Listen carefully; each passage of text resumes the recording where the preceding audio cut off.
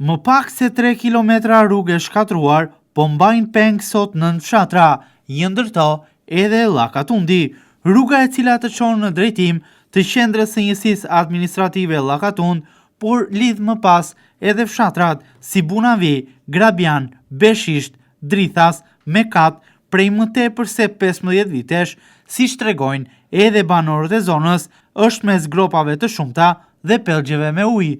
Në 15 vite, por edhe më tepër, banorët tregojnë se kjo rrugë nuk ka parë as edhe një investim, pavarësisht se është tepër e rëndësishme për fshatrat dhe zonat që lidh. Sot rruga është kthyer në gangren, veçanërisht për drejtuesit e automjeteve, të cilët tregojnë se për shkak të kësaj rruge, makinat e tyre përfundojnë çdo muaj në servis. Rruga është shkaku vetëm, është në një mënyrë që është gjuna për këtë zonë, ka që ashuja populluar. Ka shumë banor, apo jo? Po shumë fare jo, po që... Zona më e madhe në rreth të Vlorës. Po që është shumë keq. Shumë keq. Duhet përmirësuar. Po sikur të hidhet një çik mirë. Deri tani një herë nuk e dim, se ka qenë pothuajse bereqave, si po tani është për i bret një herë. Kur bie shi, mendon se është më keq, bëhet më keq. Shirat që kanë rënë në këtë periudhë e kanë bërë në mënyrë Pakalueshme. Kanë hedhur ca makina zhavore është përmirësuar nga çfarë ishte, po e cop është, shumë herë më keq. Shumë keq ka qenë. Ama dhe tani nuk është në gjendjen optimale, besoj. Jo, ka shumë punë për të bërë. Sidomos këtu edhe deri në Llakatund është shumë keq. Vajti shumë vite në këtë gjendje? Vajti. Ja u dëmton makinën, automjetin? Po si se dëmton, amortizim ka, po ky segment gjithmonë kështu ka qenë problematik, nuk e di pse. Keni bërë ju ndonjë ankesë, ndonjë kërkesë? Po unë personalisht jo, e vërteta, po banorët edhe kanë...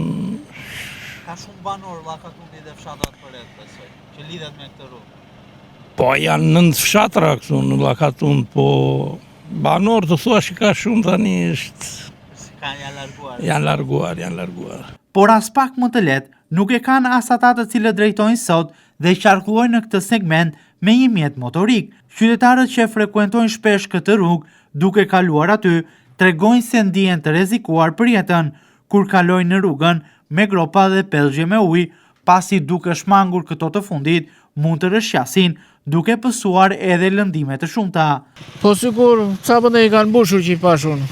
Këtu aty më tanë, po idi një saurel tjetër me makinë që do i mbushin. Në përgjithësi, tot gropat e mbushura. Andra, kështu është. Po nuk është zgjidhja, besoj. Po nashi zgjidhja, kjo bëhet një herë në 3-4 vjet, që e shtojnë 5 vjet, edhe prishet shpejt. S'është e përshtatshme. Keni ankuar, doni të asfaltohet? Unë rri në Vlorë, në fakt, po vi shpesher këtu se kam njerëzit këtu, po për të ankuar se di, ata të komunës se di që njerëzit prap nuk e di.